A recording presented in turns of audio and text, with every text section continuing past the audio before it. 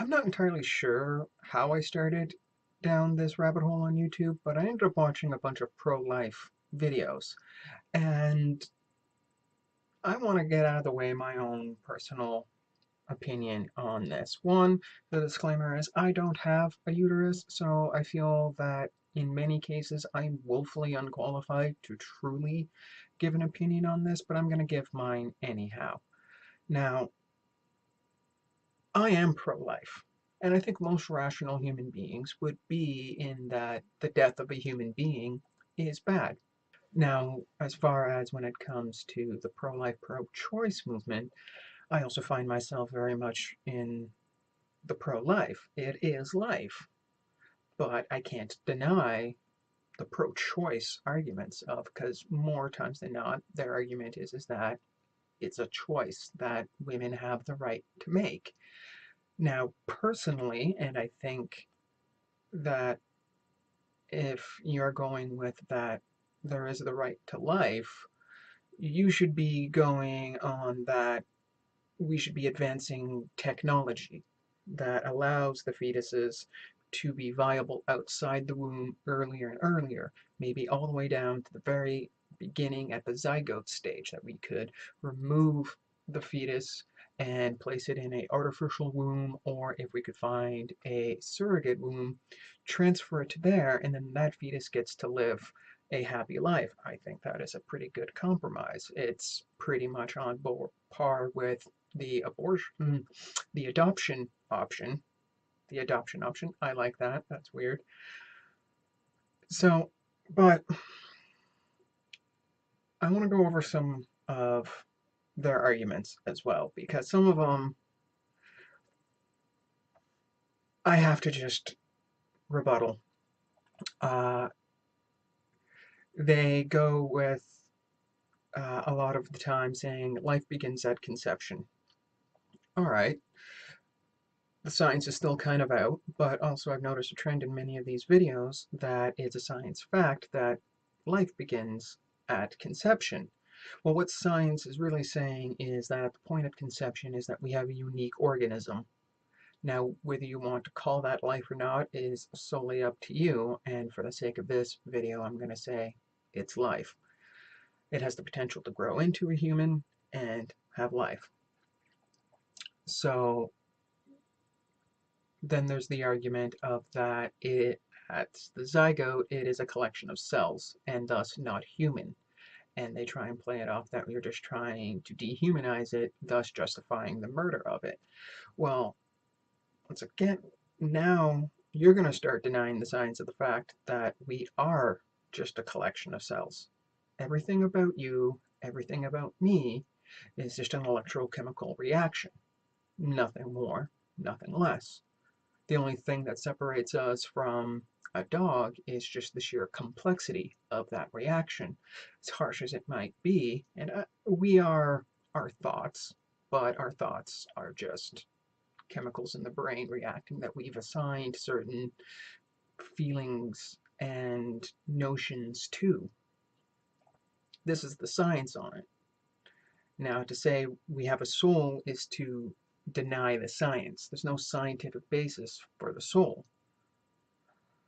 So, and this is where so many of their arguments really start to fall apart, because then they start really going with the God angle that we were created and we have a soul and we are specifically designed in a certain specific way, which I just don't subscribe to at all. So those arguments are completely lost on me.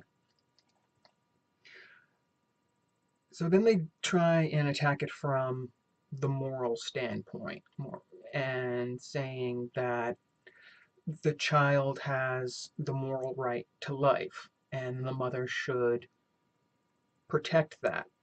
And then we get into those weird situations in, well, what happens if the mother's life is at risk?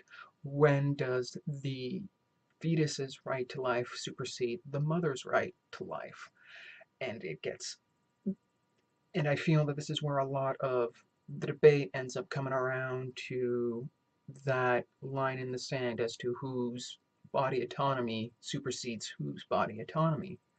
And so this is where my belief in we should be working on technologies that allow us to remove the fetus and place it into a surrogate or into an artificial womb. And then there's always the pro-choicers' famous argument, well, what happens in the case of rape and incest? Should the mother be forced to carry a raped baby? Well, there's no unfortunate scientific evidence to counter that there's going to be any issues with the pregnancy if it's due to rape, which is unfortunate. So it's kind of a hard argument to make. Now, psychologically, that's a whole different ball of wax that you have to address separately. Once again, if you can remove the fetus from the mother, problem solved. But the incest one, it's scientifically proven that the likelihood of that child having developmental issues are just, yeah, any issue is significantly higher. So in both cases, that argument also being that it is such a rare occurrence, it's a moot point. It's just statistically insignificant to the debate as a whole.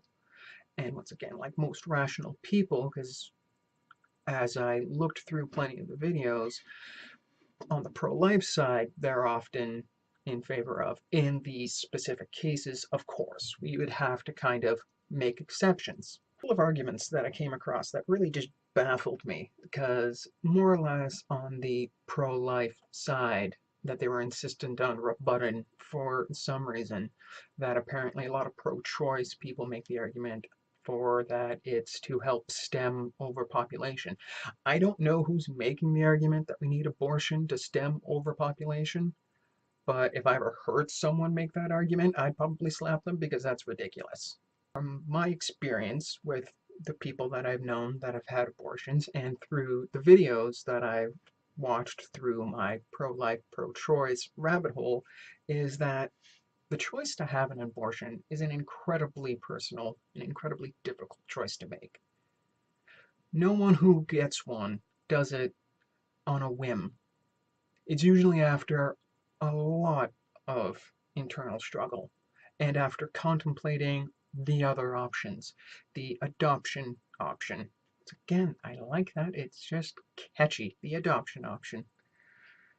And I do honestly feel that we need to make sure that when women are going to have an abortion, that the other options that are available are made available to them, that they understand that there is support for them, that they're not going to have to do it alone, because once again, through the videos I've watched and the testimonies from those videos, it's often that these women feel alone and abandoned, that their support system that they thought they were going to have to help raise this child is no longer there, and they're feeling that they're without options. And I don't know why they wouldn't go for putting it up for adoption, carry to term, put it up for adoption, but that's a personal choice, and I'm not here to tell you what choices to make.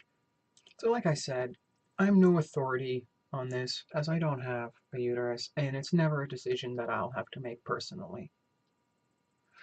So whatever your choice is, that's your choice to make. My opinions on it are mine. So that's how I ultimately arrive at the pro-choice camp. Now, do I want women to go and choose the life option? Of course. And I think most rational, sane people want that option. And so on that, that's where I'm going to leave you today. Leave your comments and your likes and all that good stuff below. You know what to do. I've started a Patreon, so if you like what I do, please consider pledging on the Patreon. Links, once again, below. And until next time, bye.